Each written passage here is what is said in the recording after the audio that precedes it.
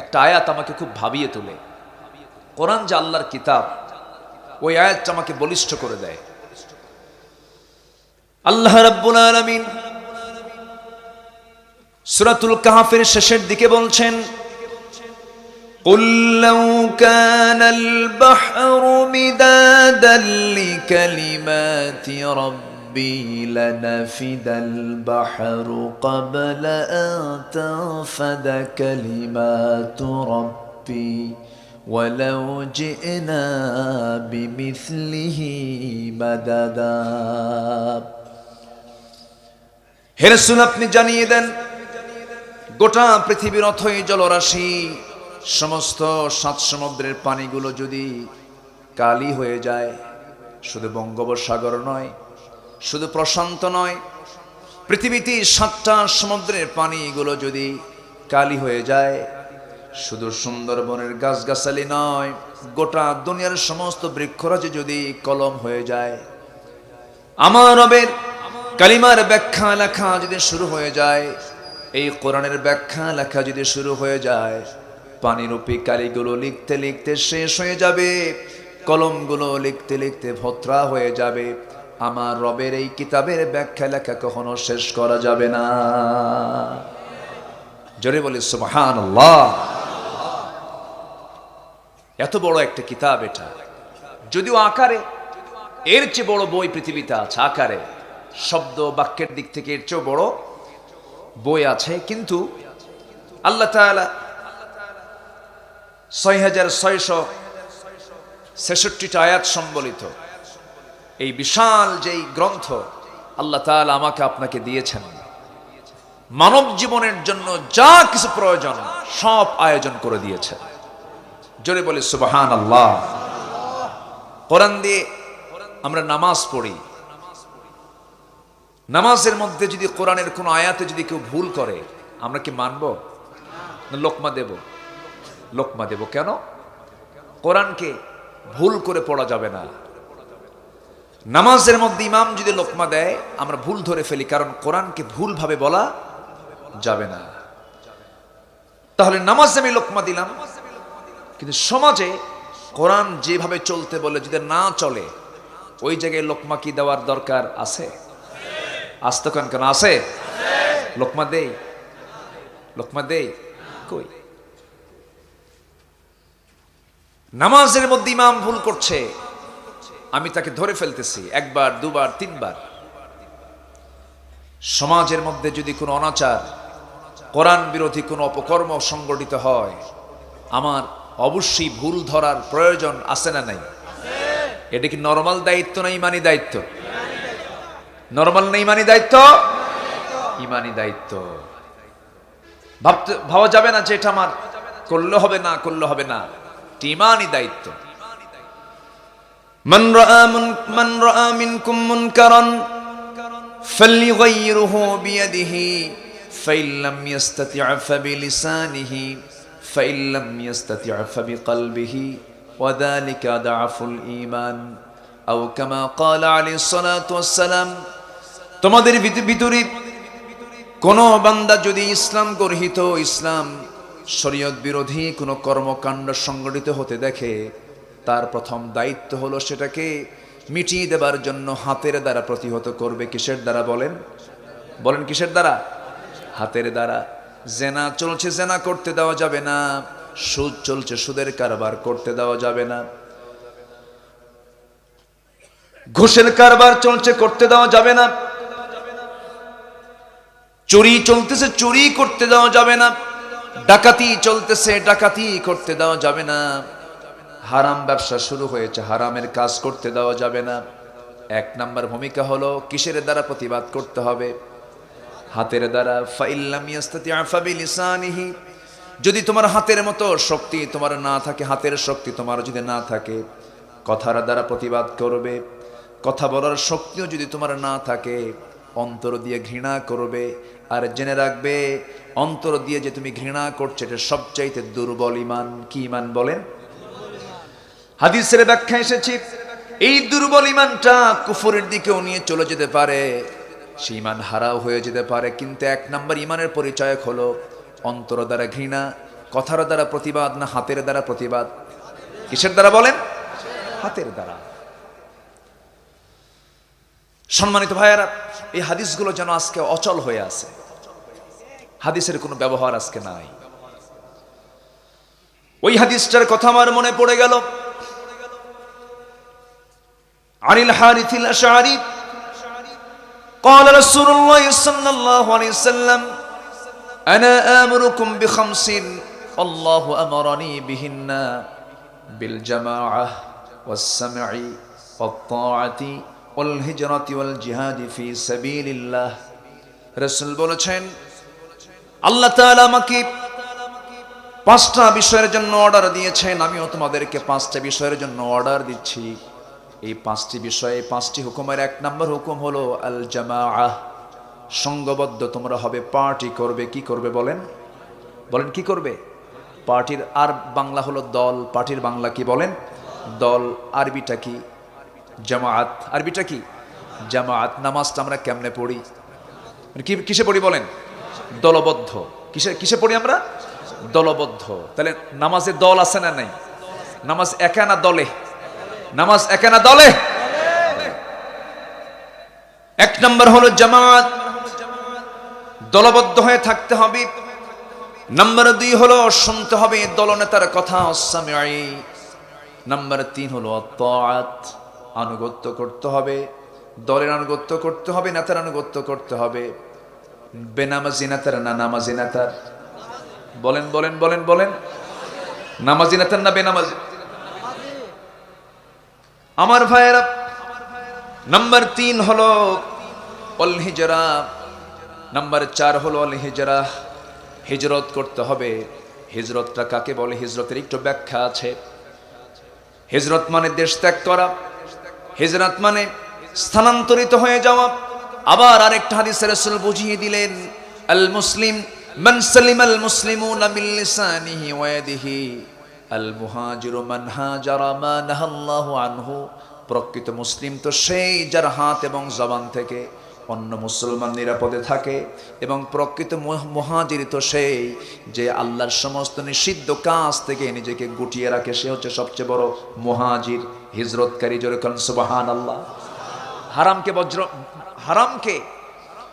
হারামকে যদি আমরা কেউ বর্জন করি, হারামকে যদি প্রত্যাখ্যান করি, এটা হচ্ছে সবচেয়ে বড় মুহাজিরের পরিচয়। আলহামদুলিল্লাহ বলেন। 4টা গেল। নাম্বার 1 হলো জামাআহ, দলবদ্ধ থাকা। নাম্বার 2 হলো দলনেতার কথা শোনা। সেই কথা শুনবো আমরা, বৈধ কথা না অবৈধ কথা? বৈধ কথা। নেতা কইলো ওই বাড়ি ভাঙ্গা যাবে নাকি, ওই জায়গা আগুন জ্বালায় দেয়, এরকম নেতাও আছে না নাই? শোনা যাবে না। আনুগত্য কেমন করে করব? আল্লাহ তাআলা বলছেন আতিউল্লাহ ওয়া আতিউর রাসূল ওয়া উলিল আমরি মিনকুম ফাইন তানাযা'তুম ফি শাইইন ফারুদ্দুহু ইলাল্লাহি ওয়ার রাসূল। জোরে বলুন আল্লাহু আকবার। আল্লাহর আনুগত্য করবে, রাসূলের আনুগত্য করবে। তোমাদের মধ্যে যারা লিডার, যারা তোমাদের নেতা, যারা নামাজের নেতা, যারা কোরআনের নেতৃত্ব যারা দিতে চায়, ইসলামের নেতৃত্ব যারা দিতে চায়, তাদের তোমরা আনুগত্য করবে। যদি পেঁচ লেগে যায় তোমরা ফিরে যাবে আল্লাহ এবং রাসূলের দিকে। জোরে বলি সুবহানাল্লাহ। আমি নেতা মানব ততক্ষণ যে নেতা যতক্ষণ মানবে কার আইন? আসতে বলবেন না, কার আইন? আল্লাহর আইন। আমার ভাইয়েরা, নাম্বার 5 হলো ওয়াল জিহাদ ফি সাবিলিল্লাহ, আল্লাহর রাস্তায় জিহাদ করা। রাসূল বলেন আল্লাহ আমাকে 5টি কাজের হুকুম করেছেন, আমিও তোমাদেরকে 5টা কাজের হুকুম করছি। এই 5টি কাজ না মানলে কি হবে নাকি বলেন? এই হাদিসটা গুরুত্বপূর্ণভাবে ইঙ্গিত করছে আল্লাহ আমাকে অর্ডার দিয়েছেন, আমি তোমাদেরকে অর্ডার দিচ্ছি। নাম্বার 1, আবার ঘুরে ফিরে বলতেছি মুখস্থ করার জন্য। নাম্বার 1 হলো জামাআহ, দলবদ্ধ জীবনে থাকা। একা থাকলে পরে, ধরুন একটা মেষপাল যদি দলবদ্ধভাবে থাকে, একটা হিংস্র সিংহর কবলে যদি সেই মেষের পাল পড়ে যায়, মেষের পালের ভিতরে থেকে যদি একটা মেষ যদি ছিন্ন থাকে, তার জীবনটা হুমকির সম্মুখীন কম না বেশি হয়? কম হয় না বেশি হয়? বেশি হয়ে যায়। আমার বন্ধুগণ, যদি কেউ দলবদ্ধ জীবন থেকে যদি একা বিচ্ছিন্ন জীবনে চলে যায়, শয়তান তাকে পাকড়াও করে জাহান্নামের দিকে নিয়ে যায়। আমার ভাইয়েরা, আমার বন্ধুগণ, সেই জন্য রাসূল বলেছেন, 1 নম্বর হলো আল জামাআহ, নাম্বার 2 হলো as-সামিঈ, সেই নেতার কথা শুনতে হবে। নাম্বার 3 হলো অত্যাতে আনুগত্য করতে হবে। নাম্বার 4 হলো হিজরত করতে হবে।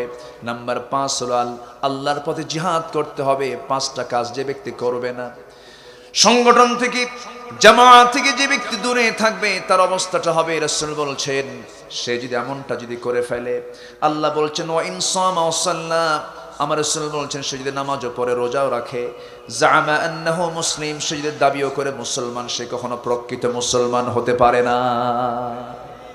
আমার কথা কি বোঝা যায়? তাহলে আমাদের কি একা থাকার কোনো সুযোগ আছে? আচ্ছা, আমাদের কি বসে থাকার কোনো সুযোগ আছে? আমাদের কি আনুগত্য না করে যদি আমি একা থাকি, নাজাতের কোনো পথ আছে? তাহলে আমার মতো করে আমি চলতে পারবো না, আমাকে চলতে হবে কার মতো করে? বলেন, কার হুকুম মেনে চলতে হবে? আল্লাহর হুকুম মেনে চলতে হবে। অনেক কথা আছে, আস্তে আস্তে করে সামনের দিকে আমি আগাচ্ছি। সূরাটার নাম কি বলেন তো? সূরাতুশ শুরা। শুরা মানে হলো পরামর্শের সূরা। আমার দেশে এই 18 কোটি মানুষের বাজেট এবং তাদের নিয়ে চিন্তা ভাবনা করার জন্য একটা ঘরে মাঝে মাঝে পার্লামেন্টেরিয়ানরা বসেন। ওই জায়গাটার নাম কি বলেন তো? সংসদ। সংসদের আরবি হলো শুরা। সংসদের আরবি কি?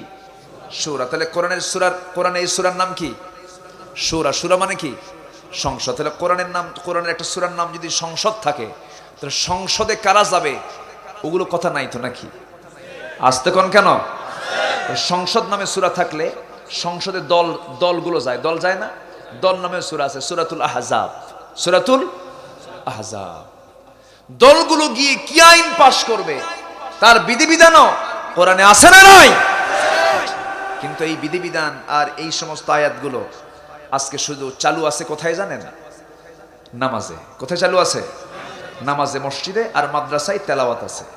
মাদ্রাসায় তেলাওয়াত আর মসজিদে নামাজে আছে, আর কাগজের পাতায় আছে। এই তো আজকে কোরআনের ব্যবহার চলছে।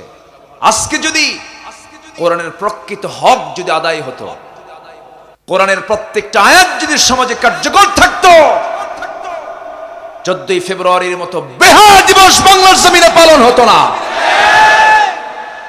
দিন পার হলেই কালকে আসবে লুচ্চা দিবস। কি দিবস? বেহায়া দিবস। ভ্যালেন্টাইন, সে একজন চরিত্রহীন ছিল। ইতিহাস তো আমরা জানি না। চরিত্রহীন ধর্ষক ছিল, সে জেনাকার ছিল। তার নামে এই দিনটা পালন হয়, ভ্যালেন্টাইন ডে। কথা অনেক আছে, আস্তে আস্তে করে বলছি। সেই সূরা শুরার 15 নম্বর আয়াতে আল্লাহ তাআলা রাসূলকে ডাক দিয়ে বলছেন, হে রাসূল, আমি আপনাকে কয়েকটা কাজের পরামর্শ দিচ্ছি, সবাইকে এগুলো জানিয়ে দেন, আপনিও করুন। জোরে বলি সুবহানাল্লাহ। আমরা এই কয়েকটা কাজ আজকে শিখে যাব। জোরে বলি ইনশাআল্লাহ। 6টি কাজ। কয়টা কাজ? 6টা কাজ আমরা শিখবো আজকে। আমাকে সময় দিবেন তো? কষ্ট হচ্ছে না? বলি আলহামদুলিল্লাহ। এলাকার নাম কি? চেইন্দা না? কি নাম? চেইন্দা। নামটা কি হলো? এটার অর্থ কি? অর্থ খুঁজে পাচ্ছি না। আছে কি এলাকার নামে কোনো অর্থ আছে? হ্যাঁ, মগ। ও কোন একটা ব্যক্তির নাম না? আচ্ছা, কোন একটা ব্যক্তির নাম হতে পারে, তাহলে তো বুঝবো না। কোন একটা মগ নামে কোন ব্যক্তির নাম একজন বললেন, তফসির উনি করলেন, আর বাকি সত্য মিথ্যা তফসির আল্লাহ জানে। আচ্ছা, সেইন্দা। জি, সেইন্দা। তো আপনাদের ভাষাও তো একটু ভিন্ন ধরনের। আপনাদের ভাষায় কথা বললে অন্যরা বোঝা একটু কঠিন হয়, তবে আমি বুঝি এখন। অন্তত গালি দিলে টের পাই, বুঝলেন? টের পাই, অনেকটা বুঝি এখন। অনেকটাই আগে বুঝতাম না। আগে শুধু ফেল করে ছায়া থাকতাম, বলতাম আল্লাহ কোন দেশে আসছে কিছু বুঝি না, কিন্তু এখন বুঝি মোটামুটি। বলি আলহামদুলিল্লাহ। বলি আলহামদুলিল্লাহ। ভালো, খুব বরকতি এলাকা আপনারা, কারণ আপনারা নিজস্ব ভাষায় কথা বলেন, মায়ের ভাষায়। বলি আলহামদুলিল্লাহ। আমি বাংলায় কথা বলছি আর আপনারা মায়ের ভাষায় কথা বলেন, আবার এই ভাষাও বোঝেন। আলহামদুলিল্লাহ। ওই যে বেড়াকে বলেন টিয়ারা, টিয়ারা, টিয়ারা বলেন না? জান তো টিয়ারা শব্দ কি বাংলার সাথে কোনো মিল আছে? এখন ভাষাই তো ভিন্ন।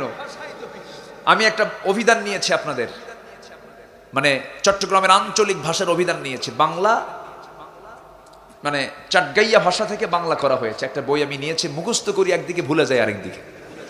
তো পরে ভাবলাম মুখস্থ করার দরকার নাই, কারণ জন্ম না নিয়ে এটা মুখস্থ করে লাভ নাই। জন্ম তার হবে না এলাকায়, আমার আর কি হওয়ার সুযোগ আছে? খুব সুন্দর আরবি আছে এর ভাষার মধ্যে, ইন্দি বইয়ুন আছে না? ইন্দি বইয়ুন মানে কি? ইন্দি মানে আমার নিকট, আরবিতে ইন্দি আমার নিকটে, ইন্দি বইয়ুন, ইক্কে বইয়ুন আছে না নাই? আছে না নাই? তো এই যে আপনাদের খুব সুন্দর একটা সাজানো গোছানো একটা ভাষা, বলি আলহামদুলিল্লাহ। জি সম্মানিত ভাইয়েরা, 6টা কাজ আমরা আজকে শিখে যাব। 1 নম্বর কাজ, যেটা রাসূলকে আল্লাহ পাক অর্ডার দিয়েছেন, কিন্তু আমাদেরকে এই কাজ করতে হবে। নাম্বার 1, 1 নম্বর হচ্ছে ফালিদালিকা ফাদা, অতএব আপনি দাওয়াত দিন। কি দিন বলেন? দাওয়াত। দাওয়াতি কাজ কি? শুধু একার দায়িত্ব না সবার দায়িত্ব? একার দায়িত্ব না সবার দায়িত্ব? স্বামী স্ত্রীকে দাওয়াত দেবে, স্ত্রী স্বামীকে দাওয়াত দেবে, ভাই বোনকে দাওয়াত দেবে, বোন ভাইকে দাওয়াত দেবে, প্রতিবেশী প্রতিবেশীকে দাওয়াত দেবে। সবার মধ্যে দাওয়াতি কাজ করার দরকার আছে না নাই? দাওয়াত দেওয়া ফরজ। দাওয়াত দেওয়া কি ফরজ? দাওয়াতি কাজ করতে হবে। এই পৃথিবীর প্রথম পয়গম্বর আদম থেকে শুরু করে নিয়ে আমার নবী পর্যন্ত সবার জিন্দেগিতে 1 নম্বর হুকুম ছিল দাওয়াতি কাজ করা। আমার নবী জাবালে নূর থেকে নামলেন, যে জাবালে নূরে তিনি 5টা বছর ধ্যানমগ্ন ছিলেন। 35 থেকে 40 বছর যখন পূর্ণ হয়ে গেল, জাবালে নূর নিজের চোখে দেখেছি আমি মক্কায়। আমার নবীজি যে ঘরের বাসিন্দা ছিলেন, সে ঘর থেকে 3 মাইল দূরে একটা পাহাড়ি গুহা। সেই পাহাড়ি গুহার উপরে চড়তে প্রায় 1.5 ঘন্টা সময় লেগে যায়। আমার নবীজি সেই জায়গায় গিয়ে তিনি ধ্যানমগ্ন থাকতেন। সত্যের সন্ধান করতে করতে 5টা বছর চলে গেল। আমার নবীজি রুকাইয়া জাইনাবের মা হয়ে গেলেন। খাদিজা রাদিয়াল্লাহু তাআলা আনহা সেই সময় করতেন কি? রুকাইয়া জাইনাবকে ঘরে রেখে টিফিন ক্যারিয়ার করে করে আমার নবীজির সেই গুহার মধ্যে খাবারগুলো পৌঁছায় দিয়ে আসতেন। আমার নবীজি নবুয়ত যেদিন পেলেন, জাবালে নূর থেকে নূরটা যখন নিয়ে আসলেন, কোরআন নামক কিতাব যখন নিয়ে আসলেন, জিবরিল আমিন নবীর কাছে ওহী নাযিল করলেন। কি ওহী নাযিল করলেন? যারা পারেন ঠোঁট মিলে আমার সঙ্গে বলুন, সওয়াব পেয়ে যাবেন। ইকরা বিসমি রাব্বিকাল্লাযী খালাক, খালাকাল ইনসানা মিন আলাক, ইকরা ওয়া রাব্বুকাল আকরামুল্লাযী আল্লামা বিল কলম, আল্লামাল ইনসানা মা লাম ইয়ালাম। হে নবী, আপনি পড়ুন কার নামে? আস্তে বলবেন না, কার নামে? সকল কিছু হবে কার নামে বলেন? আমরা যদি আজকে আল্লাহর নামে পড়তাম, অবৈধ পড়া কিন্তু আমাদের হতো না। আল্লাহর নামে কি অবৈধ পড়া আছে নাকি? কিন্তু আমার দেশে অবৈধ শিক্ষাও আছে না নাই? অবৈধ শিক্ষাও কিন্তু আছে। কিন্তু অবৈধ কখনো শিক্ষা হতে পারে না, এটা নোংরামি হয়। কিন্তু যে শিক্ষার মধ্যে কল্যাণ আছে সেটাই ইসলাম। যে শিক্ষার মধ্যে কোনো কল্যাণ নাই, সেই শিক্ষা কোনোদিন শিক্ষা হতে পারে? শিক্ষা হতে পারে? শিক্ষা হতে পারে না। আমার ভাইয়েরা, নবীজির কাছে ওহী নাযিল হলো। সেই ওহীটা নিয়ে নবীজি করলেন কি? নবীজি আল্লাহর কালামটা নিয়ে তিনি সোজা রওনা করলেন বাড়ির দিকে।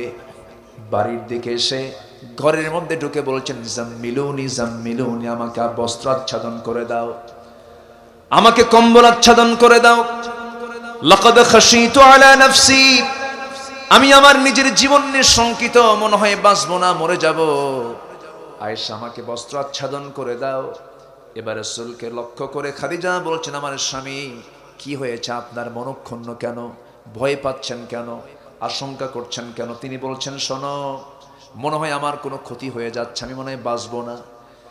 আম্মাজান খাদিজা বলছেন, আমার স্বামী গো, আমার বিশ্বাস আপনার কোনো ক্ষতি পৃথিবীর কেউ করতে পারবে না, কারণ আপনি জীবনে কোনোদিন আপনার মুখ থেকে একটা মিথ্যা কথাও বলেন নাই। যেরকম সুবহানাল্লাহ। এমন রেকর্ডকে পৃথিবীর কোনো মানুষের আছে নাকি? আসতে বলবেন না, আছে নাকি?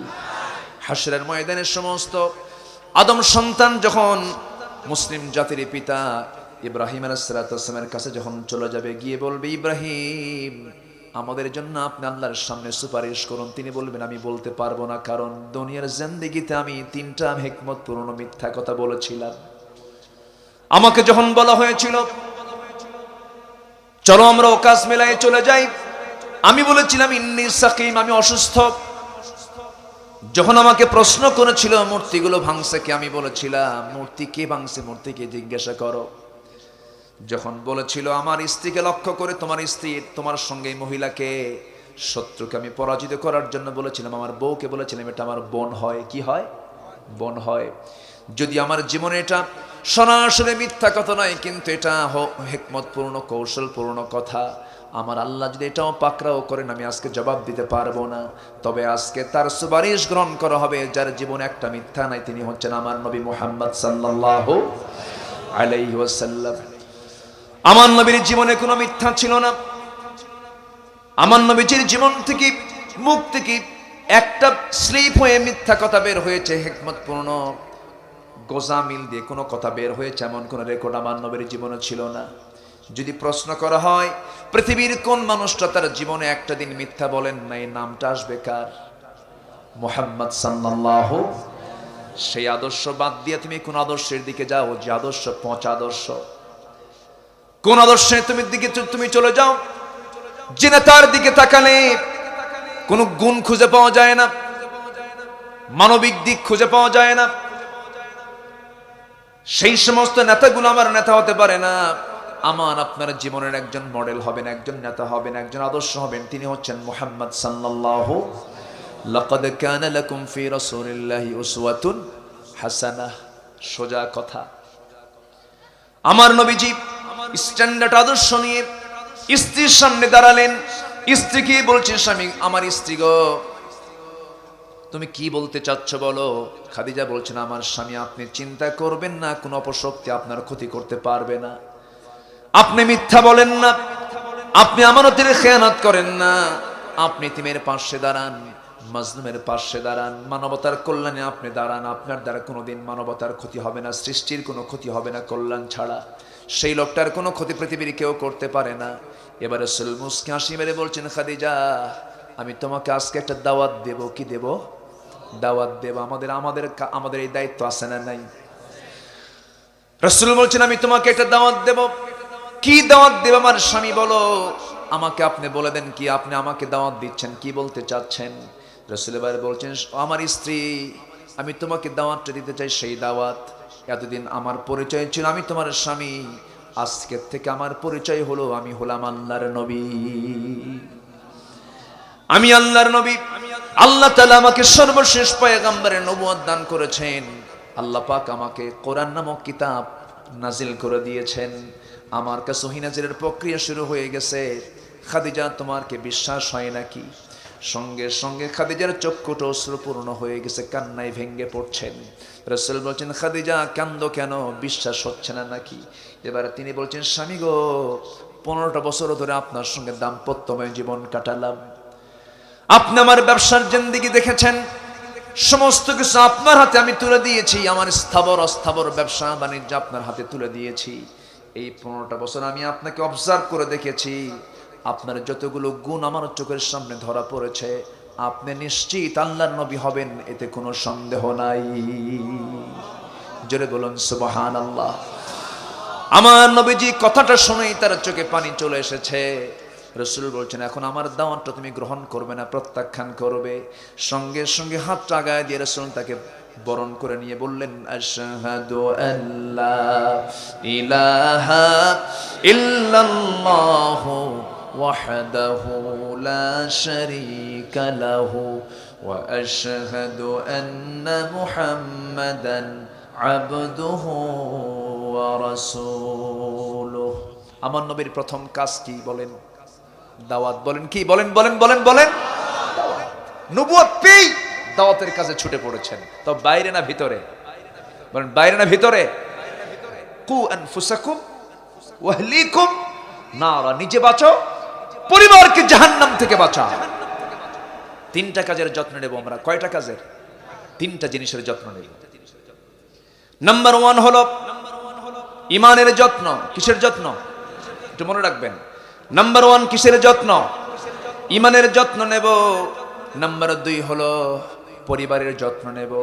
নাম্বার 3 হলো স্বাস্থ্যের যত্ন নেব। এই তিনটা জিনিসের যত্ন নেব। আর এই তিনটা জিনিসে আবার আমার যত্ন নেবে। বলি আলহামদুলিল্লাহ। ইমানের যত্ন নেব আমি, ইমান আমাকে যত্ন করে জান্নাতে নিয়ে যাবে। পরিবারের যত্ন নেব আমি, পরিবার আমার যত্ন করবে, আলহামদুলিল্লাহ। আর সন্তানকে বদ বানাবেন, সন্তান আপনার যত্ন করবেন, আপনাকে পিটাবে। স্বাস্থ্যের যত্ন নেব আমরা। স্বাস্থ্য যত্ন নিলে, আমার শরীর ভালো থাকলে আমি ভালো থাকবো। এই জন্য তিনটে জিনিসের যত্ন নেব। জোরে বলি ইনশাআল্লাহ। মনে রাখবেন, এই তিনটা বিষয় আমি আবার একটু পরে আসতেছি। তাহলে নবীজির প্রথম কাজটা কি বলেন তো? এই আয়াতের আলোকে প্রথম কাজটা কি? দাওয়াত। এই দাওয়াত কি শুধু নবীর দায়িত্ব, আলেমদের দায়িত্ব না সবার দায়িত্ব? সবাই কি দায়িত্ব পালন করতে রাজি আছি? সেই দাওয়াতটা কি বাইরে আগে না ভিতরে আগে? বাইরে না ভিতরে? স্বামী মাশাআল্লাহ আলহাজ, হজ করে আসছেন, ট্রিপল হাজি, 3 বার হজ করেছেন। এদিকে বউ ঘন ঘন মার্কেটে যায়। আছে এরকম? আছে না? আছে না নাই? হাজি সাহেবের মুখে দাড়ি, বউটা ফ্যাশন করে শাড়ি একখান পইরা, চুলের আগা থেকে শুরু করে পা পর্যন্ত সব সাজিয়ে গুছিয়ে বের হচ্ছে। উনি হাজি আর উনি মিসেস হাজি। আছে না নাই? আপনি কি করলেন এটা? অনেকে বউ দেখায়, আবার গর্ব করে, সুন্দরী বউ তো, বউকে সবাইকে দেখায়, বলে যে দেখো তো আমার বউটা দেখতে কেমন। আছে না নাই? এমন কি ফেসবুকে দেয়। আগামীকালকে 14 ফেব্রুয়ারি দেখবেন এরকম আকাম কুকাম অনেকেই করে। ফেসবুকে বইয়ের ছবিটা দিয়া, তাজা গোলাপ ফুল হাতে একখান নিয়া ফেসবুকে পোস্ট কইরা বলে, প্রিয় ফেসবুক বন্ধুরা, আসো আমার বউটাকে জামাতের সঙ্গে দেখি। কিসের সাথে দেখি? জামাতের সাথে। আল্লাহ জামাত করতে কইছে, বোঝেন না? দলবদ্ধ থাকতে কইছে। একাকে দেখবো কোন, জামাতের সাথে দেখি। আচ্ছা, বউ কি ব্যক্তিগত সম্পদ না জাতীয় সম্পদ? অনেকে চুপ করে আছে। বউ কি পার্সোনাল না পাবলিক? বলেন, বউ কি পাবলিক না পার্সোনাল? ফেসবুকে পাবলিক করো কেন? আবার অনেকে আছে দেখেন, আল্লাহর নাম নেয় কেমনে, অন্যের বউ দেখে আবার বলে মাশাআল্লাহ অনেক সুন্দর তো। দেখছেন? মাশাআল্লাহ। তোর বউ তুই দেখে মাশাআল্লাহ কর, অন্যের বউ দেখে মাশাআল্লাহ বলিস কেন? ঠিক কিনা? আবার মেয়েটা খুব ভালো নাচে, বাবা মেয়ের নাচ দেখে হাতের তালি দিয়ে বলে, মঞ্চে এসে বলে, প্রিয় ভাইয়েরা আমার মেয়েটা সুন্দর নাচে, খাস করে দোয়া করবেন মাশাআল্লাহ। আছে না নাই? এই হচ্ছে আমার দেশের ধর্মের ইউজ, ধর্মের অনুসরণ আজকে আমার দেশে। সারা বছর নাচানাচি করে, আবার ওমরা করতে যায়। ওমরায় গেছে কয়েক মাস আগে এক অভিনেত্রী, গোটা দেশে তাকে নিয়ে জল্পনা কল্পনা শুরু হয়ে গেছে, তার নাম চলে আসছে। ওমরার ভিতরে থাকতেই কাবা শরীফের সামনে ফেসবুক লাইভে এসে বলতেছে, প্রিয় দেশবাসী সবাই আপনারা আমাকে চিনেন, আমি পবিত্র ওমরা পালনের জন্য এখন মক্কা শরীফে। আমি পরিস্থিতির শিকার ছিলাম, আমি নিরুপায় ছিলাম, আমার কোনো দোষ নাই। তো প্রিয় দেশবাসী আমার জন্য দোয়া করবেন। আমি এখন পবিত্র হারামে ওমরারত অবস্থায় আছি। আমি বেশি কিছু বলতে চাই না, আমি যেন নিরাপদে সুস্থ অবস্থায় দেশে ফিরে সিনেমার বাকি কাজ সম্পূর্ণ করতে পারি। কথা কি বোঝা যায়? কথা বোঝা যায়? এটার নাম কি ইসলাম মানা? এটার নাম কি ইসলাম মানা? এগুলো ফাইজলামি, এগুলো দুষ্টামি, এগুলো মুনাফিকি। মুসলমান দুই দিকে চলবে না, মুসলমান চলবে কয় দিকে? একদিকে। মুসলমান মাসি হবে না, মৌমাছি হবে। মাসি সব জায়গায় পড়ে, মৌমাছি ভালো জায়গায় পড়ে, ঠিক কিনা? মাসি সব জায়গায়, ও খাদ্যে কুখাদ্যে, বুঝে নেন, ও খাবারও বসে, পচা জায়গাও বসে, ঠিক কিনা বলেন? মৌমাছি, মৌমাছি খারাপ জায়গায় না ভালো জায়গায়? ওয়াউহা ইলান নাহলি আন ইত্তাখিযি মিনাল জিবাল বুয়ুতা, আমি মৌমাছিকে ওহী দিয়েছি, পাহাড়ের পাদদেশে সুন্দর করে পাহাড়ের গায়ে বাসা বানাও, গাছের ডালে বাসা বানাও, মধু সংগ্রহ করো, সুন্দর করে মৌচাকে মধু প্রস্তুত করো, ফিহি শিফাউল লিন্নাস, ও মৌমাছি ওই মধুতে আমি মানুষের জন্য মৃত্যু রোগ ছাড়া সমস্ত রোগের ঔষধ দিয়ে দিয়েছি। তাহলে একই জাত, একটা হলো মাছি, আরেকটা কি? মৌমাছি। একই জাত মানুষ, একটা মুনাফিক, আরেকটা হচ্ছে মুসলিম, ঠিক কিনা বলেন? আমরা মুনাফিক হব না মুসলিম হব? মুনাফিক হব না মুমিন হব? মুমিন হব। মুমিন, মুমিন কখনো দুই জবানে কথা বলবে না, মুমিন কথা বলবে কয় জবানে? এক জবানে। অনেকে চিন্তা করে বেচারা শয়তান, তারে আবার বেজার করার কি দরকার? আল্লাহ খুশি থাক, শয়তানও বেজার না হোক। মসজিদ মে নামাজ পড়ো, হোটেল মে শরাব পেও। মসজিদে গিয়ে নামাজ পড়ো, হোটেলে গিয়ে মদ খাও, আল্লাহ খুশি থাক, শয়তানও বেজার না হোক। যেরকম নাউজুবিল্লাহ। এরকম কায়দা করে জান্নাত পাওয়ার কোন সুযোগ আছে? আসতে বলবেন না আছে? আমার দেশে চলছে মুনাফিকের নেতৃত্ব, ঠিক কিনা? যে মুসলমান মসজিদে যাবে সেই মুসলমান কখনো মদের ক্লাবে যেতে পারে না। এই কক্সবাজারে মদের বার আছে না নাই? আছে না নাই? মুসলমান মদের বোতল হাতে নিতে পারে না। মদ হালাল না হারাম? হালাল না হারাম? মদের ক্লাবে কারা যায়? আলেমরা, আলেমরা যায়। মদ আছে যেখানে নারী আছে সেখানে, মদ আছে যেখানে নারী আছে সেখানে, নারী আছে যেখানে খুন আছে সেখানে। নারী, মদ এবং খুন, তিনটার মিল আছে না নাই? আছে না নাই? যদি এখানে যদি ইসলাম না থাকে সেখানে হবে কি? ফাসাদ সৃষ্টি হয়ে যাবে, গন্ডগোল সৃষ্টি হয়ে যাবে। এই জন্য আল্লাহ তাআলা জেনাকে হারাম করেছেন, আল্লাহ মদকে হারাম করেছেন। 1 বছর আগে না 1500 বছর আগে? 1 বছর না 1500 বছর আগে? আজ পর্যন্ত মদ কি আজকে আমার দেশে নিষিদ্ধ হয়েছে? মদ এখনো আছে না নাই? জেনা আছে না নাই? এগুলো শুধু ওয়াজ করে বন্ধ হবে? সংঘবদ্ধ হয়ে নেতার আদর্শ মেনে, নেতৃত্ব মেনে, প্রয়োজনে হিজরত করে আমার নবীর পন্থায় আল্লাহর পথে আল্লাহর দ্বীনকে কায়েমের জন্য বুকের তাজা রক্ত ঢেলে দিয়ে হলেও জমিন আল্লাহর দ্বীন কায়েমের সংগ্রাম করতে হবে। মুসলমান রাজি আছেন কারা কারা? হাত উঁচু করে দেখান।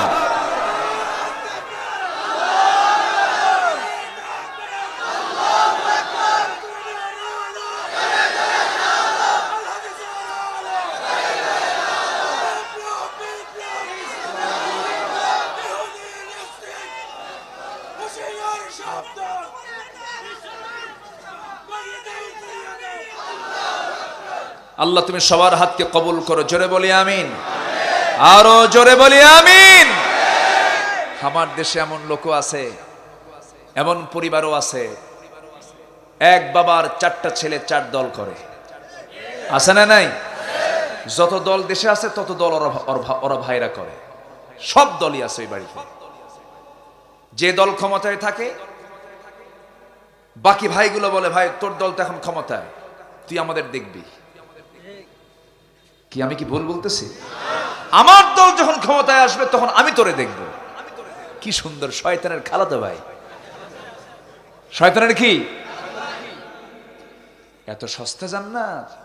আবার শুক্রবারে এসে কসকসে 1000 টাকার একটা নোট নিয়ে এসে হুজুরকে বলে, হুজুর খুব ভালোবাসি হুজুর আপনাকে, হুজুর এমন দোয়া করে দিবেন যেন মদ খাওয়ার সমস্ত গুনাহ মাফ হয়ে যায়। হুজুর তো মহা খুশি, কসকসে টাকা দিয়ে গেছে। এমন দোয়া করে, আল্লাহ ওরা তুমি জান্নাত পার করে জাহান্নাম দিয়ে দিও। কি কথা কি বোঝা যায়? কথা বোঝা যায়?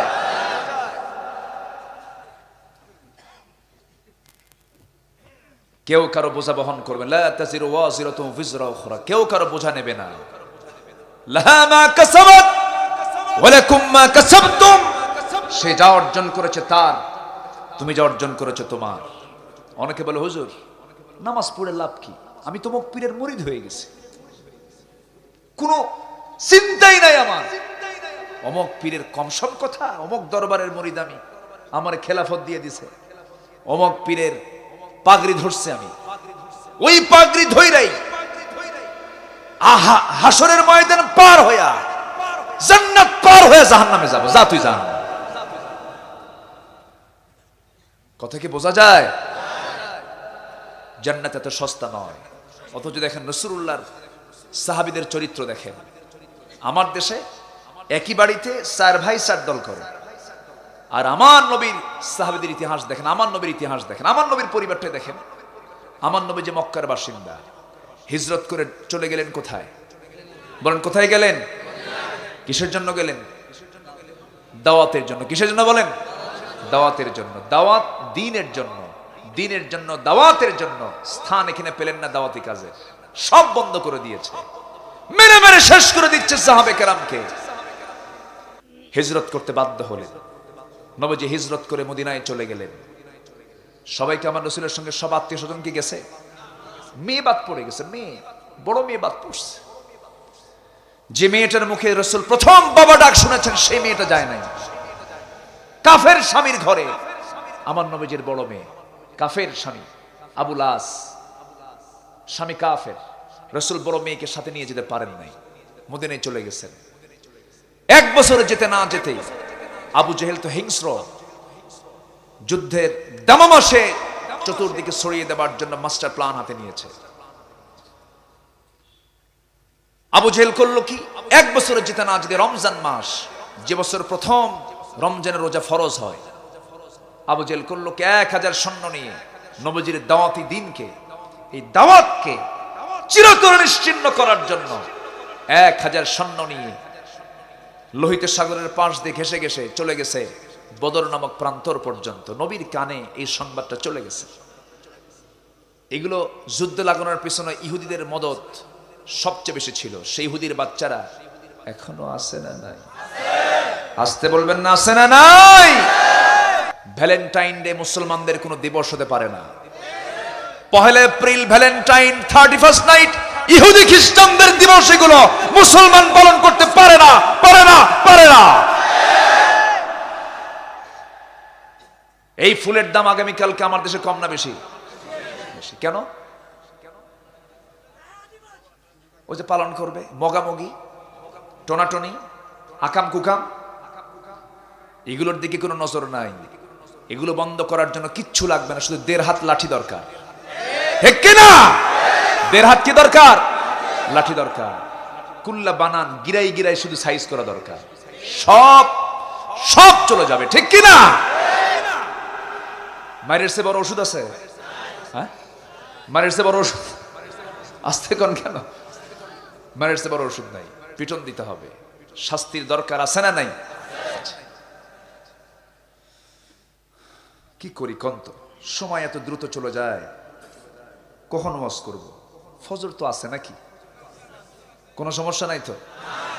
আমাকে সময় দিবেন সবাই? জোরে বলি ইনশাআল্লাহ। জি, আমার নবীজি মক্কায় চলে, মদিনায় চলে গেছেন। আবু জেহেল রাসূলের দাওয়াতকে বন্ধ করার জন্য ও রওনা দিছে, বদর প্রান্তর পর্যন্ত চলে গেছে। ইহুদির এই পেঁয়াজগুলো লাগাচ্ছে। এখনো ইহুদিরা আছে না? এখনো আছে। গোটা পৃথিবীতে এই নিকটবর্তী যত ইতিহাস, জঘন্য ইতিহাস, সব ইহুদিদের সাজানো পাতানো ইতিহাস, ওদের নীল নকশা।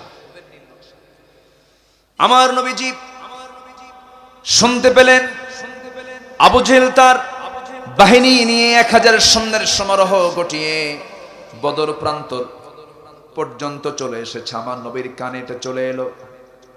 নবীজির সঙ্গে সঙ্গে সাহাবে কেরামকে বললেন, সাহাবীরা রোজা তো রেখেছি আমরা, আবু জেহেল তো চলে আসছে বদর প্রান্তর পর্যন্ত, কি করবা বলো? সঙ্গে সঙ্গে সাহাবীরা বলছেন, ইয়া রাসূলুল্লাহ, আপনি যা বলবেন আমরা তাই শুনতে রাজি আছি। একটু পরিবর্তন আমাদের দেখতে পাবেন না, চেহারার ভিতরে কোনো ভয় দেখতে পাবেন না, চেহারাটা ফ্যাকাশে দেখতে পাবেন না, আপনি যা বলবেন আমরা তাই শুনতে রাজি আছি। রাসূল বললেন, শোনো, এই মুহূর্তে আমাদের সিদ্ধান্ত নিতে হবে, বদর প্রান্তরে আমরা রওনা দিয়ে দেব, কে কে যেতে রাজি আছো? আমার নবীজি মোটে খুঁজে খুঁজে 313 জন পর্যন্ত রেডি করে ফেললেন। ঘোড়া নাই, তরবারি নাই, কিছু কিছু সাহাবীর হাতে তরবারি ছিল না, খেজুর গাছের ডাল কেটে সেটাই অস্ত্র বানায়া বদর প্রান্তরের দিকে রওনা দিয়ে দিলেন। রমজান মাস, রাসূল বলেন, সাহাবীরা 16টা রোজা রেখেছি আমরা, কিন্তু যুদ্ধের প্রয়োজন হতে পারে, যুদ্ধের ময়দানে শক্তির প্রয়োজন, রোজা রাখার প্রয়োজন নাই। সাহাবীরা বললেন, ইয়া রাসূলুল্লাহ, সিয়াম সবেমাত্র এবছর ফরজ হয়ে গেছে, আমরা রোজা রেখেই যুদ্ধ চালাবো। রাসূল বললেন, শোনো, ফাইদ্দাতুম মিন আইয়ামিন উখার, রোজাটা পরে রাখারও সুযোগ আছে, পরেও রাখতে পারবো, কিন্তু যুদ্ধের শক্তির প্রয়োজন, এই জন্য রোজা তোমরা ভেঙ্গে ফেলে দাও। সাহাবীরা রোজা ভেঙ্গে ফেললেন, আমার নবী রোজা ভেঙ্গে ফেললেন। রোজা রাখা কি? যেরকম আবার প্রয়োজনে রোজা ভাঙ্গাও কি? হ্যাঁ, আমার নবীজি রোজা ভেঙ্গে ফেললেন। সাহাবে কেরামকে নিয়ে সর্বশক্তি সঞ্চয় করে নিয়োগ করে তারা রওনা করলেন। এর মাঝে দুটা ছোট্ট বাচ্চা নবীর সামনে দাঁড়িয়ে বলছেন, ইয়া রাসূলুল্লাহি, যুদ্ধের নাকি ডাক এসেছে? হ্যাঁ। আমরা যুদ্ধে যাব কেন? আমাদেরকে যেতে হবে কেন? তোমরা তো ছোট, তোমাদেরকে পারমিশন দেব না হুজুর। পারমিশন না দিলে আমরা মন খারাপ করব কেন? শুনলাম আপনাকে শুধু আবু জেহেল মক্কা থেকে আপনার ঘর থেকে বের করেই দেয় নাই, আপনাকে মারার জন্য সে নাকি বদর প্রান্তর পর্যন্ত চলে আসছে। আমরা কারো বিরুদ্ধে যুদ্ধ করতে যাব না, আমরা যুদ্ধ করতে যাব আবু জেহেলের বিরুদ্ধে, কারণ সে আবু জেহেল আপনাকে কষ্ট দিয়েছে, আমরা তাকে মেরে ফেলবো। আমার নবীজি খুব খুশি হয়ে গেলেন মুহাব্বত দেখে। রাসূল বলছেন, শোনো ছোট্ট দুইটা বাচ্চা, তোমরা কেমন করে মারবে? তোমরা তো ছোট মানুষ, বাহুবল নাই, গায়ের জোর নাই, তরবারি ধরে রাখার মতো তোমাদের বাহুবল নাই, গায়ের ফিটনেস নাই, হাতের ফিটনেস নাই, যুদ্ধে অনুমতি দিতে পারবো না। বড়জন বলে, হুজুর ও আমার চাই বয়সে ছোট, অন্তত আপনি আমাকে পারমিশন দিয়ে দেন। ছোটজন বলে, হুজুর ও শুধু লম্বা হয়ে গেছে, গায়ে তেমন শক্তি না, শক্তি আমার গায়ে বেশি। আমার নবী এতটাই খুশি হয়ে বললেন, সাহাবী, ও ছোট্ট দুইটা বাচ্চা আমার সাহাবীরা, দুজন তোমরা কুস্তি শুরু করে দাও। দুজন কুস্তি শুরু করে দিয়েছে। ছোটজনকে বড়জন নিচে ফেলে দিয়েছে। ছোটজন চোখ একটা বন্ধ করে কানের মধ্যে কান ঢুকায় দিয়ে সারাই বলতেছে, ভাই রে, একসঙ্গে খাই, একসঙ্গে ঘুমাই, একসঙ্গে সমস্ত কিছু করি, খেলাধুলা করি, আজকে তুই আমাকে ফেলে দিয়া যুদ্ধে যাবি রে, আমার ভাইরা তোর কি একটু দয়া মায়া হবে না? একটু গায়ের শক্তি কমায় দে, তোর বুকের উপরে বসে বুঝায় দে, শক্তির দিক থেকে আমিও তোর চাইতে কোনো অংশ কম নই। আমার নবীজি দেখতে পেলেন, টের পেয়ে গেলেন, দুজন ছোট্ট বাচ্চাকে কোলের মধ্যে নিয়ে মুচকি হাসি মেরে চোখের পানি ফেলে ফেলে বলছেন, আল্লাহ, এই ছোট্ট দুইটা বাচ্চার গায়ের শক্তি নাই, কিন্তু ইমানের শক্তি আছে, আমি এদেরকে পারমিশন দিয়ে দিলাম। এই ছোট্ট ছোট্ট বাচ্চাগুলোকে নিয়ে আমার নবীজি 313 জন সাহাবী নিয়ে রমজান মাসে আমার নবীজি সেই মদিনা থেকে 80 মাইল দূরে বদর নামক প্রান্তর পর্যন্ত পৌঁছে গেলেন। কাফিররা, ওই কুরাইশরা, তারা যে জায়গায় দাঁড়ানো ছিল সেই জায়গাটা ছিল শক্ত আঠাল মাটির জায়গা, অশ্বারোহী ছিল, ঘোড়ার পিঠে তারা বসেছিল, অস্ত্র শস্ত্রে সজ্জিত ছিল। এইদিকে সাহাবে কেরাম যে স্থানে দাঁড়ানো ছিলেন সেই স্থানটা ছিল বালুর জায়গা, বালুর মধ্যে হাঁটু পর্যন্ত পা গুলো গেড়ে যায়।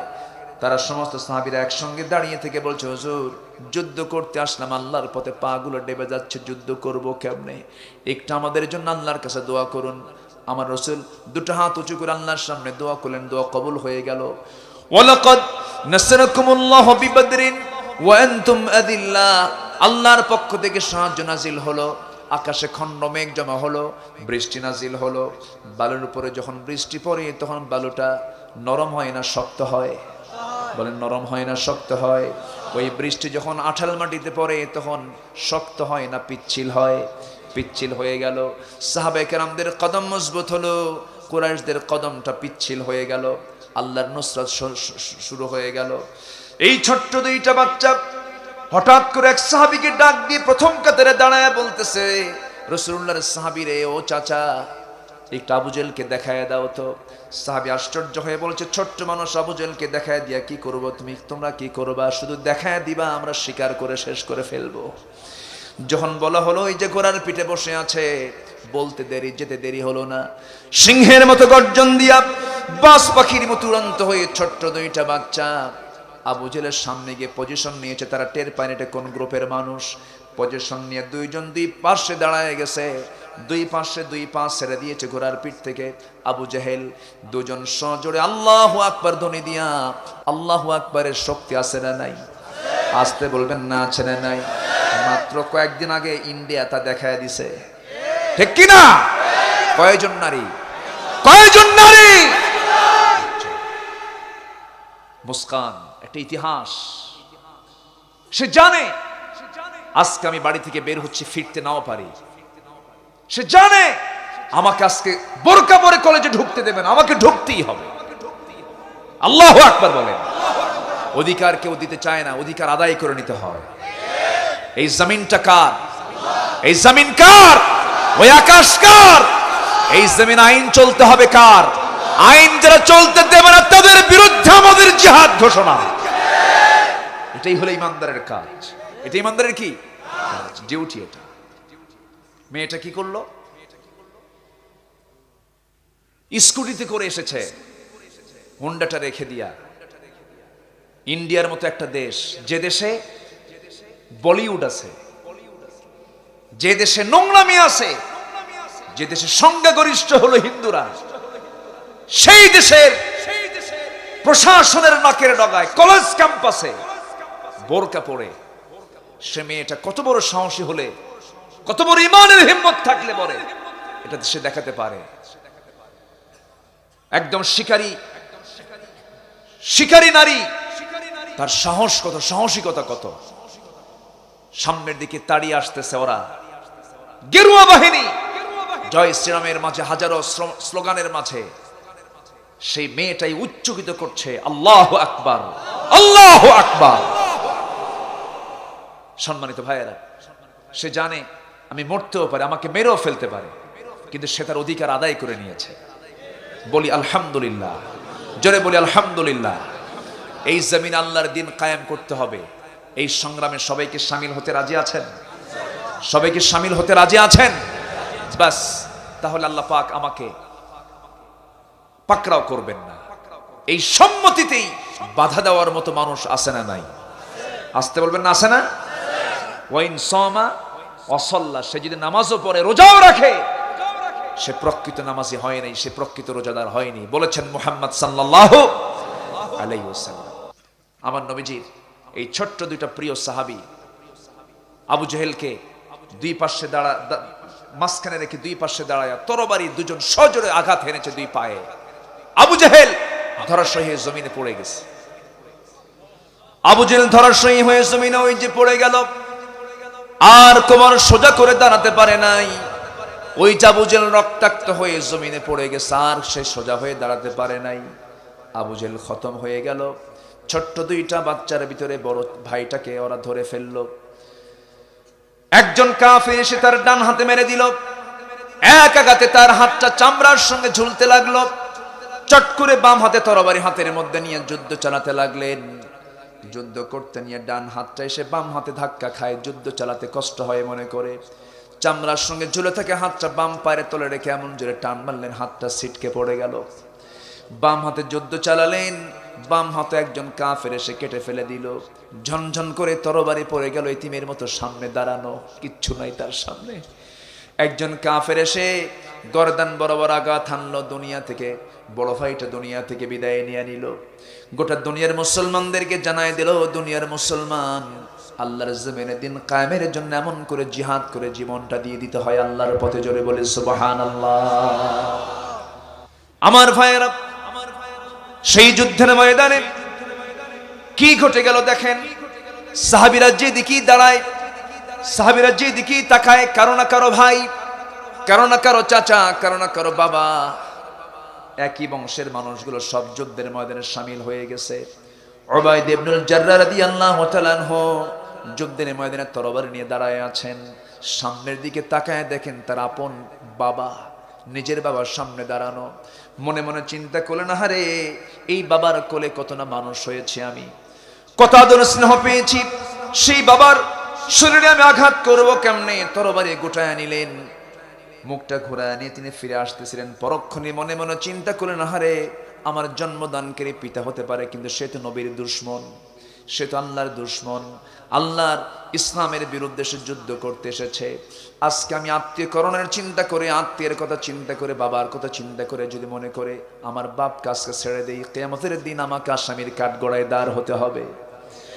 এই চিন্তা মাথায় নিয়ে করলেন কি, আবার তিনি ঘুরে দাঁড়ালেন, তরবারি কোষমুক্ত করে সামনে বাবা থাকা অবস্থায় বাপকে বাপ না মনে করে, শিরকের প্রতীক মনে করে তরবারি দিয়া বাবার গর্দান পর্যন্ত হাঁকায়া দিলেন। মস্তকটা ছিটকে পড়ে গেল, বাপ দুনিয়া থেকে বিদায় হয়ে গেল। বদর যুদ্ধে মুসলমানদের বিজয় হয়ে গেছে, 14 জন সাহাবী শাহাদাত বরণ করেছেন। বিজয় যখন হয়ে গেল সবার মুখে মুখে হাসি, কিন্তু ওবায়দার মুখে কোনো হাসি নাই। বাবার জন্য কার না মন কাঁদবে বলেন? সবার তো মন কাঁদবে, কে না কাঁদবে? সবাই তো কাঁদার কথা। বাপ দুনিয়া থেকে বিদায় হয়ে গেছে, মুসলমানদের বিজয়, সবার মুখে হাসি, কিন্তু ওবায়দার মুখে হাসি নাই। দেখে রাসূল বলেন, সাহাবীরা রে, আমার ওবায়দার মন খারাপ কেন? ওবায়দার কি হয়েছে? সঙ্গে সঙ্গে বলা হলো, হুজুর ওবায়দা তার বাপকে আজকে যুদ্ধের ময়দানে হারিয়ে ফেলেছে।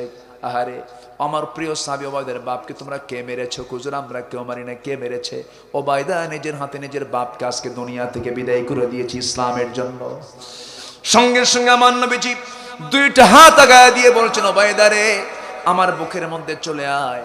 আজকে তুই যে ভূমিকা রাখলি ইসলামের জন্য, আল্লাহর 8টা জান্নাত তোর জন্য ওয়াজিব হয়ে গেছে রে। জোরে বলে সুবহানাল্লাহ। বাবা আগে না ইসলাম আগে? ভাই আগে না রাসূল আগে? পরিবার আগে না ইসলাম আগে? ইসলামটা আগে। ইসলামকে প্রাধান্য দিতে হবে। ইসলাম আছে, সম্পর্ক আছে। ইসলাম নাই, সম্পর্ক। আমার দেশে ইসলাম ছাড়া সম্পর্ক আছে, এরকম পরিবার আছে না নাই? স্বামী এক ধর্ম, বউ আরেক ধর্ম, লাকুম দীনুকুম ওয়ালিয়া দীন।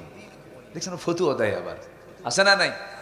স্বামী এক ধর্ম, বউ আরেক ধর্ম। সংসদে দাঁড়িয়ে বলে, মাননীয় স্পিকার, আমার ছেলে বিয়ে করেছে কলকাতার গাঙ্গুলি পরিবারে, আমার বৌমা খুব ভালো পরহেজগার, সে যখন ঢাকায় আসে তখন সে 5 ওয়াক্ত নামাজ পড়ে, যখন সে কলকাতায় যায় তখন সে পূজা করে। মাননীয় স্পিকার, এটাই তো ধর্মের স্বাধীনতা। জোরে বলি নাউজুবিল্লাহ, জোরে বলি নাউজুবিল্লাহ। যাদের মুখ থেকে এই জাতীয় কথা বের হয় তারা কি মুসলমান হতে পারে? তারা কি মুসলমান হতে পারে?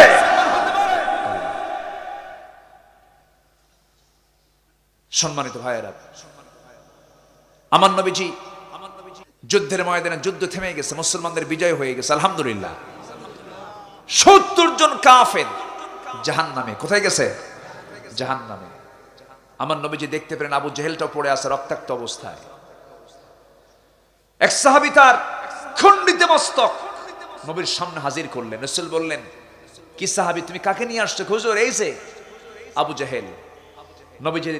নবীজি তার লাশটা দেখে বলেন, প্রত্যেকটা উম্মতের একটা করে ফেরাউন থাকে, আমার উম্মতের ফেরাউন আবু জেহেল খতম হয়ে গেছে। আল্লাহু আকবার বলেন। আমার নবীজি যুদ্ধের ময়দানে দাঁড়ানো,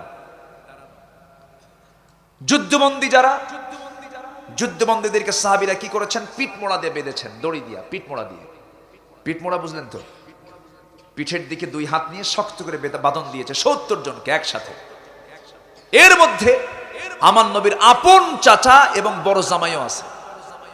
আপন চাচা এবং বড় জামাইও আছে। আর আমার দেশে একই পরিবারের 4 ভাই 4 দল করে, বুঝলেন না?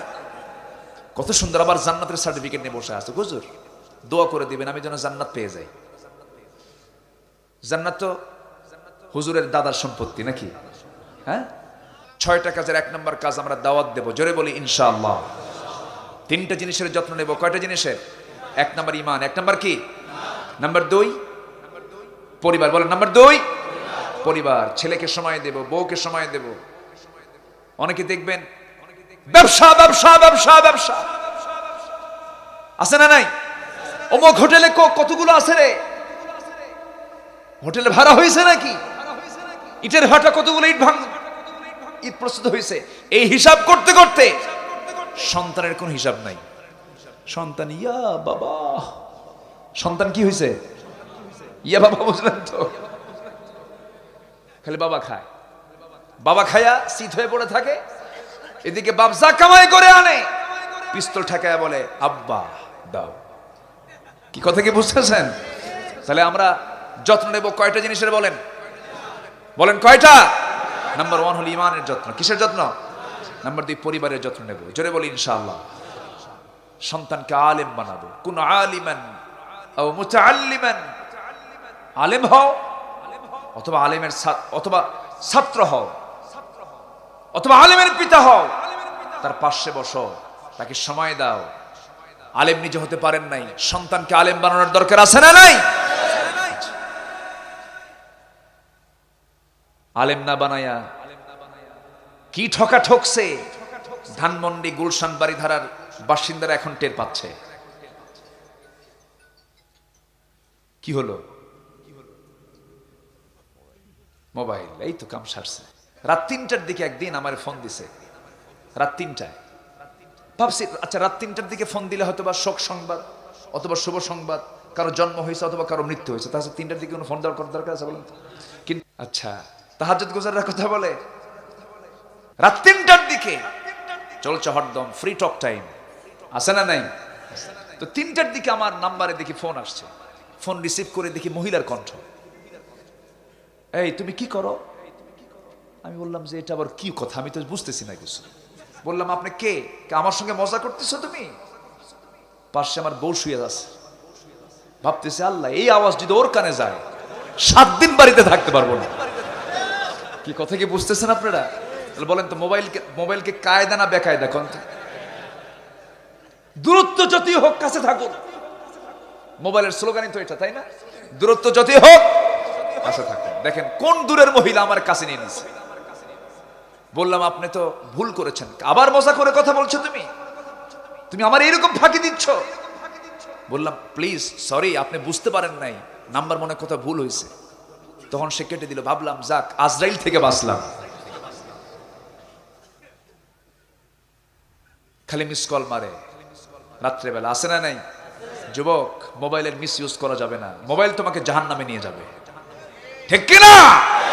খালি মিস কল দেয়। হুজুর মিস কল তো কোরআন শরীফে আসছে, কোথায়? ফামাইয়া আমাল মিস কলা, যেরকম নাউজুবিল্লাহ। এগুলো বাদ দিয়া আব্বাকে সরাসরি গিয়ে বলবা আব্বা বিয়ে করাও। কি করাও? বিয়ে করাও। সরাসরি আব্বাকে বলবা। কিছু কিছু বাপও আছে বোঝে না, কিছু বাপ আছে বোঝে না, আছে না নাই? বিয়ে করবি রে, কি করে খাওয়াবি? দুনিয়ার জটিলতা সৃষ্টি করে দেয়। আপনি সচ্ছল পিতা, আপনার উচিত আপনার সন্তান প্রাপ্তবয়স্ক হয়ে যাওয়ার পর বলবেন বাবা চোখের নজর ঠিক রাখ, তাহাজ্জুদ পড়, যদি তোর বিয়ে করার প্রয়োজন আমাকে বলবি, আর তুই জিনা করবি আমি বাপ তোর জিনাকারের বাবা হব। বিয়ে করবি কিনা বল। এরকম কয়জন বাপ আছে? নাই, নাই। বরঞ্চ বলে কিসের বিয়া রে, কিসের বিয়া? এত মহিলা আছে একটা বান্ধবী বানায় নে। এরকম লুচ্চা বাপ আছে না নাই? আছে না নাই? বাপ ও দুষ্ট।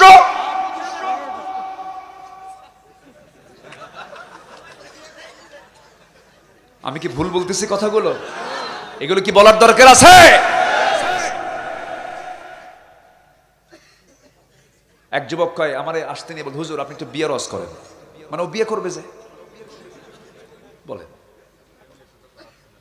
ফ্যামিলি করে না, ব্যাপক জটিলতা। প্রবাস জীবনে থাকে 30 বছর 40 বছর চলে যায়, কি কষ্ট, তীব্র যন্ত্রণা। 50 বছর বয়সে এসে বিয়ে করে, আছে না? 50 বছরে কি চোখ ভালো থাকে? চোখে বেশি দেখে না কম দেখে? চশমা চোখে লাগে, চামড়া ঢিল, যৌবন শেষ। বিয়ে শাদী করে 60 বছরে বাপ হয়েছে, বাচ্চাটা নিয়ে যখন রাস্তায় হাঁটে যখন কয় এই ছেলে এটা তোমার দাদা না নানা। কি কথা বোঝা গেল? সেই টাকা পয়সা আপনি কি করবেন? যে বয়সে বিয়ে করলেন সেই বয়সে আপনি নানা হয়ে গেছেন, সেই টাকার কি দরকার? ঠিক কিনা? আমার কথা কি খারাপ লাগতেছে আপনাদের? এগুলো বলার দরকার আছে না নাই? জেনা কেন করবা তুমি? জেনা করা যাবে না, জেনার কাছেও যাওয়া যাবে না, কোনো নারীকে ফোন দেওয়া যাবে না, কোনো নারীর সঙ্গে কথা বলা যাবে না। তোমার ফোন তোমাকে জাহান্নামে নিয়ে যাবে। সমস্ত রেকর্ড আছে না নাই? আমার ভাইয়েরা, কথায় তো কথা বেড়ে যায়। এক রাত যেহেতু পেয়েছি, একটু একটু করে বলে দিলাম। আমার বন্ধুগণ, আমার নবীজি সেই বদর নামক প্রান্তরে দেখতে পেলেন নিজের চাচাকে পিঠ মোড়া দিয়ে বেঁধেছে, নিজের আপন জামাই বড় জামাইকে পিঠ মোড়া দিয়ে বেঁধেছে। রাসূল দুজনকে দেখি সাহাবে কেরামকে বলেন, সাহাবীরা আমার জামাইকে বেঁধেছো তোমরা, আমার চাচাকে বেঁধেছো, ভালো হয়েছে, সমস্যা নাই, আমি মন খারাপ করি নাই। হুজুর, আপনার জামাইয়ের কারণে, আপনার চাচা হওয়ার কারণে তাদের দড়ির বাঁধনটা একটু ঢিল করে দিয়েছি। রাসূল বললেন, কেন করেছ? সবার ক্ষেত্রে কি করে সবাইকে শক্ত করে বেঁধেছে, দুজনকে ঢিল করে দিয়েছে, জামাই তো, জামাইকে সম্মান করা দরকার। আমার রাসূল বলেন, না, এই কাজটা তোমরা ঠিক করো নাই। সবার ক্ষেত্রে যে আইন, জামাইয়ের ক্ষেত্রে সে আইনটাই করতে হবে। যেহেতু জামাইকে ঢিল করে দিয়েছ, সবাইকে ঢিল করে দাও। খাবারের মানটাও কম বেশি করেছে। হুজুর, কি করেছ? আপনার চাচার জন্য, জামাইয়ের জন্য দিয়েছি গোশত এবং রুটি, আর সবার জন্য রেখেছি খেজুরের আয়োজন করেছে। রাসূল বললেন, না না, এটাও ঠিক হয় নাই, সবার জন্য তোমরা রুটি এবং গোশতের ব্যবস্থা করো। একের পর এক মুক্তিপণ দিয়ে চলে যাচ্ছে সবাই। মুক্তিপণ দিতে দিতে সামনে আপন চাচা পড়ে গেছে। রাসূল বললেন, চাচা আপনাকে মুক্তিপণ দিতে হবে। এবার বলতেছে, ভাতিজা রে, আমি যদি তোর চাচা হই, তুই আমার থেকেও নিবি নাকি? আমারে মাফ করবে, আপনারটা আগে নেব। আপনারটা কি করব? আপনারটা আগে নেব। কো বাবা মুহাম্মদ রে, তোর চাচির কাছে আমি তেমন কিছু রেখে আসি নাই, তেমন কিছু নাই আমার বাড়িতে মক্কায়, তেমন কিছু নাই, কি দেব তোরে আমি? এবার রাসূল বলছেন, চাচা মিথ্যা কথা বলেন কেন? চাচি আম্মার কাছে আপনি 6টা স্বর্ণের বার রেখে এসেছেন। এবার চাচা বলতেছে, মুহাম্মদ, আমার বাড়ির সোনার খবর তোর কাছে দিল কেডা? জোরে কেন আল্লাহু আকবার। কে তোরে দিল? আমার নবীজির সঙ্গে সঙ্গে বলছেন, ও আমার চাচা, আমি গায়েবের মালিক নই, তবে গায়েবের মালিক আল্লাহ তাআলা আমাকে জিবরাইলের মাধ্যমে জানায় দিয়েছেন। সঙ্গে সঙ্গে আব্বাস বলছেন, ভাতিজা মুহাম্মদ, আর দেরি করে লাভ কি, আমাকে পড়ায় দাও, লা ইলাহা ইল্লাল্লাহু মুহাম্মাদুর রাসূলুল্লাহ সাল্লাল্লাহু। এবার থাকলো কে? এবার কে? জামাই, বড় মেয়ের জামাই, প্রথম জামাই, প্রথম জামাই, তিনি তার শ্বশুর। এবার জামাই শ্বশুর কথা হচ্ছে। জামাই শ্বশুরের মধ্যে যদিও সম্পর্ক আছে, আত্মীয়তার, কিন্তু দিনের কোনো সম্পর্ক নাই। এটার নাম ইসলাম। এটা বোঝানোর জন্য আমি এতক্ষণ ধরে এই প্রেক্ষাপটগুলো টানতেছি।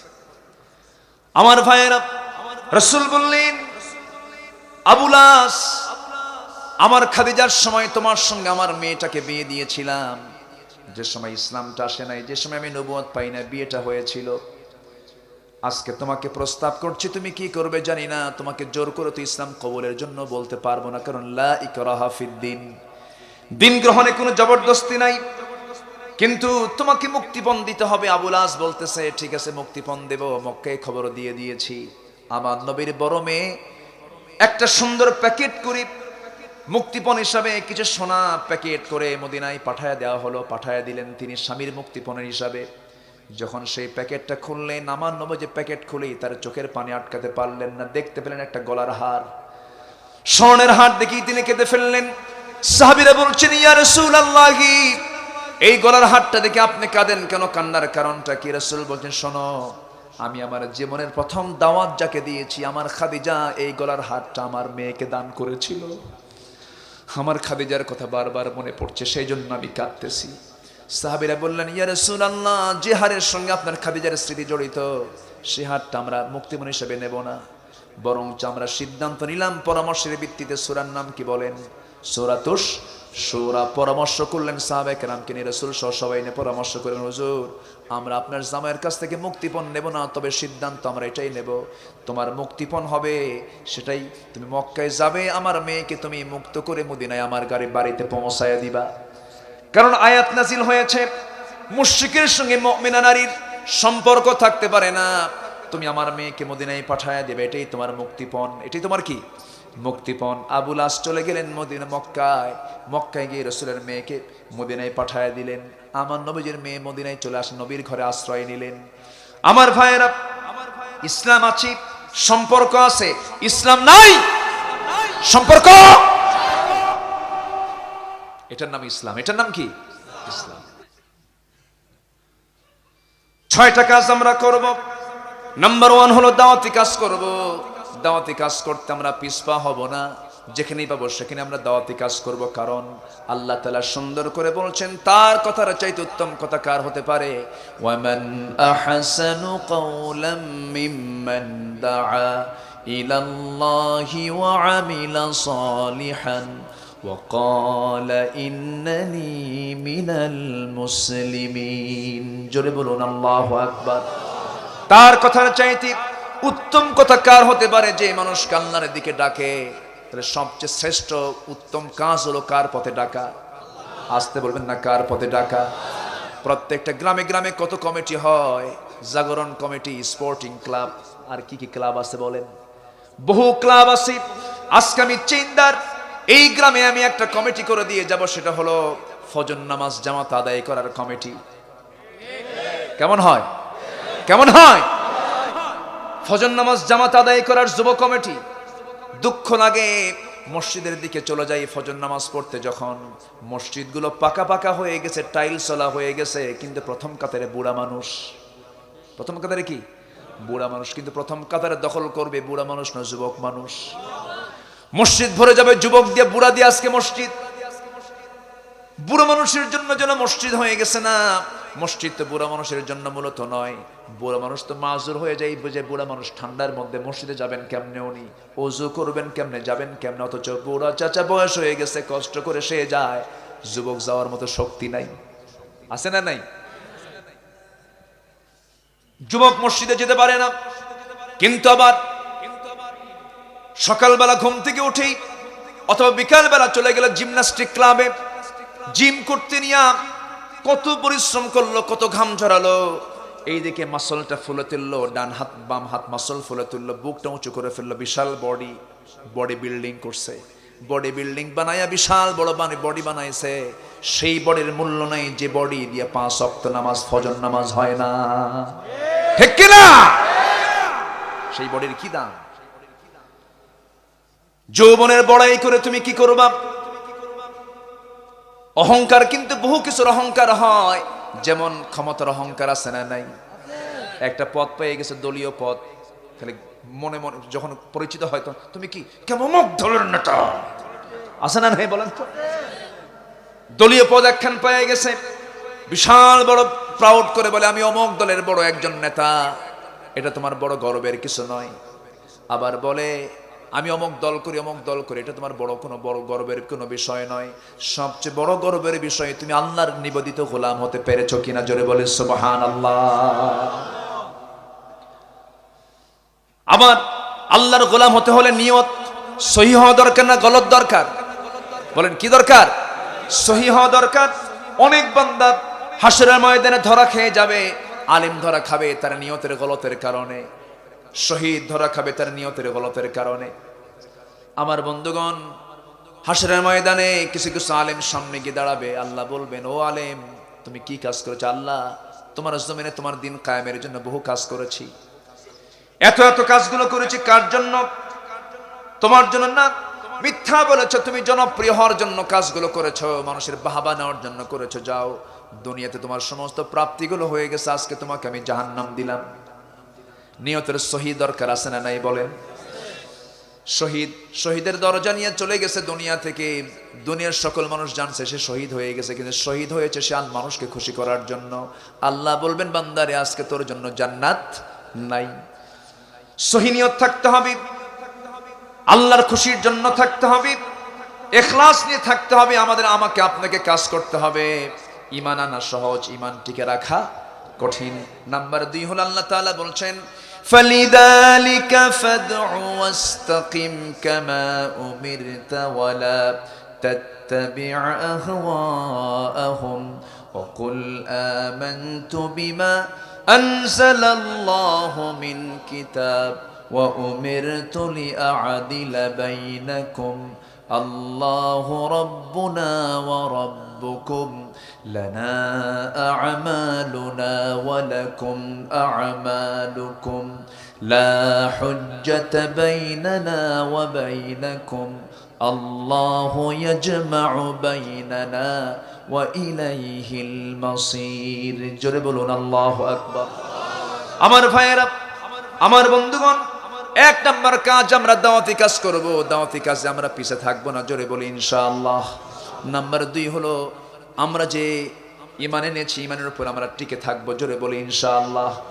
স্বাধীনতা অর্জন করা সহজ কিন্তু রক্ষা করা কঠিন আমার ভাইয়েরা আমরা ঈমান এনেছি ঈমানটাকে টিকিয়ে রাখতে হবে নবীজির শেষ জীবনে কয়েকটা দাড়ি পাকতেছিল জন্য নবীজির দাড়ি পাকা দেখে আম্মা জান আয়েশা বললেন ইয়া রাসূলুল্লাহ আপনার দাড়িগুলো পেকে যাচ্ছে কেন আপনি কি চিন্তা করছেন রাসূল বলছেন আয়েশা রে আমার দাড়িগুলো পেকে যাচ্ছে আমি বুড়া হয়ে যাচ্ছি বুড়া হয়ে যাওয়ার অন্যতম কারণ হলো ফাস্তাকিম কামা উমিরতা ওই আয়াতটা আমাকে বুড়া বানায়া দিয়েছে যে আয়াতের অর্ডার ছিল হে রাসূল আপনাকে যা আদেশ করা হয়েছে তার উপরে আপনি অটল থাকেন আমার ভাইরা আল্লাহ তাআলা যা আদেশ করেছেন তার উপরে আমরা অটল থাকবো জোরে বলি ইনশাআল্লাহ আল্লাহ বলেছেন জেনা করা যাবে না জেনার ধারে কাছে যাব না সুদ খাওয়া যাবে না সুদের ধারে কাছে যাব না আমার দেশে সুদ আছে না নাই এলাকায় আছে হ্যাঁ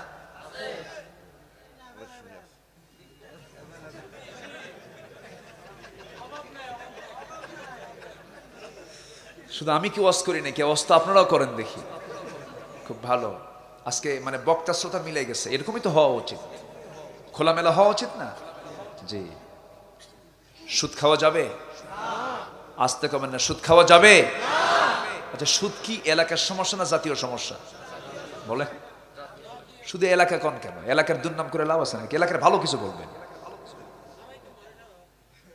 না এলাকার দুর্নাম করা যাবে না এলাকা ভালো দুই একটা আবুজেল তো থাকবে এ থাকতেই হবে তো না থাকলে খেলবেন কেমন ঠিক কি না খারাপের মাঝে ভালো টিকে থাকতে হবে না সবাই যদি ভালো হয় তাহলে কম্পিটিশন হবে কেমনে থাকবে কিছু দুষ্টতা থাকবে শয়তানের দল আছে না নাই দল তো দুইটা একটা শয়তানের একটা কার আল্লাহ